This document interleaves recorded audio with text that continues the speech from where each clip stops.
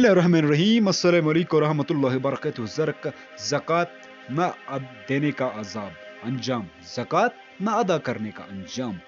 تو حضرت ابو ہریرہ رضی اللہ تعالی عنہ سے روایت ہے کہ رسول اللہ صلی اللہ علیہ وآلہ وسلم نے یہ ارشاد فرمایا کہ جس شخص کو اللہ تعالی نے مال دیا پھر اس نے اس کی زکوٰۃ ادا نہیں کی تو اس کا مال قیامت کے دن نہایتی زہریلے گنجے سانپ کی شکل اختیار کر لے گا، جس کے سر پر دو سیاہ نقطے ہوں گے، اور وہ قیامت کے دن اس کے گلے کا توق بن جائے گا۔ پھر وہ سانپ اس کے دونوں جبڑوں کو پکڑ لے گا اور کہے گا میں تیرا مال ہوں اور میں تیرا خزانہ ہوں۔ پھر آپ صلی اللہ علیہ وآلہ وسلم نے تلاوت فرمائی، وہ لوگ جو اس چیز میں بخل کرتے ہیں ہاں جسے اللہ نے انہیں اپنے فضل سے انہیں دیا ہے، وہ یہ نہ سمجھے کہ یہ ان کے لیے اچھا ہے، بلکہ یہ ان کے حق میں برا ہے۔ جو کچھ انہوں نے بخل کیا ہوگا آگے وہی قیامت کے دن ان کے گلے کا توق بن جائے گا۔ بخاری و مسلم۔ فائدہ کیا ہے اس کا؟ دین اسلام میں ایمان و اعتقاد کے بعد جس دو اہم ارکان کا تذکرہ قرآن و حدیث میں زیادہ ملتا ہے وہ نماز اور زکوٰۃ ہے، اور ایسا بہت کم واقع ہوں گے کہ نماز کا ذکر ہو لیکن زکوٰۃ کا ذکر چھوڑ دیا گیا ہو۔ اس سے یہ اندازہ لگانے میں کوئی دیر نہیں لگتی کہ جس طرح نماز حقوق الہی اور عبادت روحانی کی بنیاد ہے، اسی طرح زکوٰۃ حقوق بندگان الہی کی اثاثہ اور وہ بنیاد ہے۔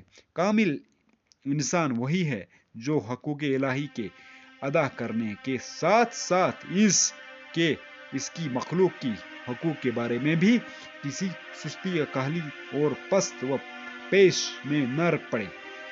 پورا قرآن کریم انفاق و اشعار کے حکم سے بھرا ہوا ہے۔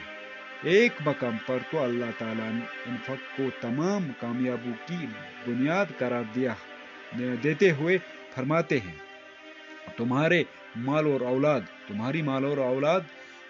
مال اور اولاد سراسر تمہاری آزمائش اور بہت بڑا اجر اللہ کے پاس ہے۔ بس جہاں تک تم سے ہو سکے اللہ سے ڈرتے رہو اور سنتے اور مانتے چلتے جاؤ، اور اللہ کی راہ میں خیرات کرتے رہو جو تمہارے حق میں بہتر ہے، اور جو شخص اپنے نفس کی حرص سے محفوظ رہ جائے گا وہی کامیاب ہے۔ اگر تم اللہ کو اچھا قرض دو دو گے یعنی اس کی راہ میں خرچ کرو گے تو وہ اسے تمہارے لیے بڑھا دیا جائے گا اور تمہارے گناہ بھی معاف فرما دے گا۔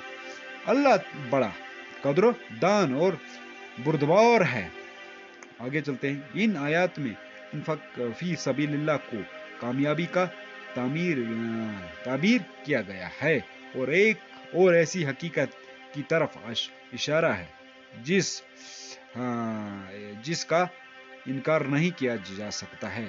اس حدیث مبارک میں رسول اللہ صلی اللہ علیہ وآلہ وسلم نے واضح طور پر زکوٰۃ نہ ادا کرنے والوں کو اس کے آخرت کے انجام سے خبردار کیا ہے، یعنی زکوٰۃ ادا کرنے سے جو مال قیامت کے دن اس کے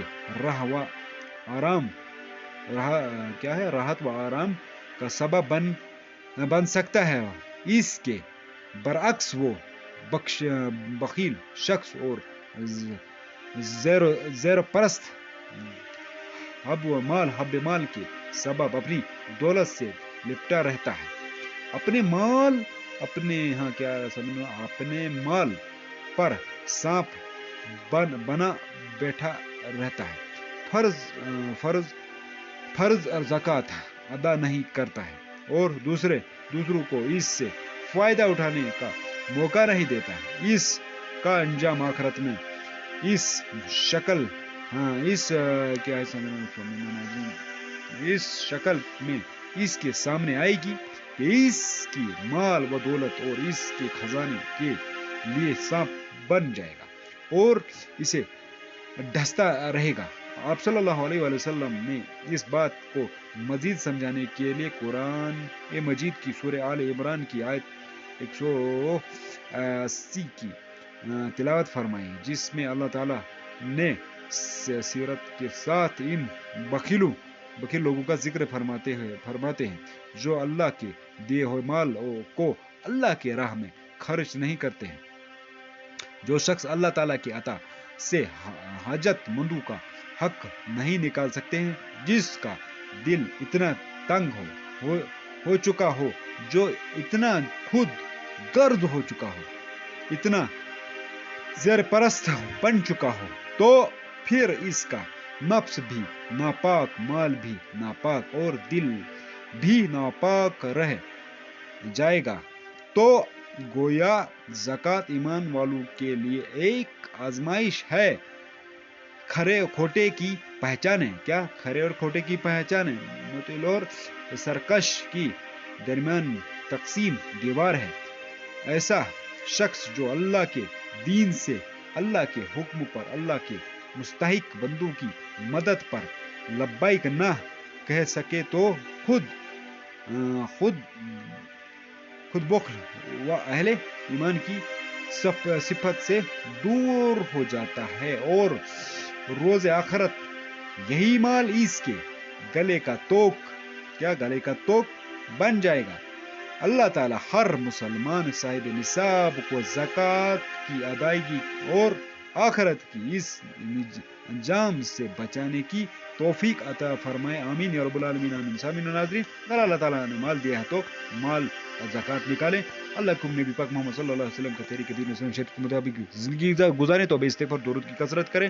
ایسی ویڈیو دیکھنا چاہتے ہیں تو چینل کو سبسکرائب کریں، اس کی خوب شیئر کریں صاحب کی نیت سے، اور اپنا خیال رکھیں۔ اللہ حافظ، جزاک اللہ۔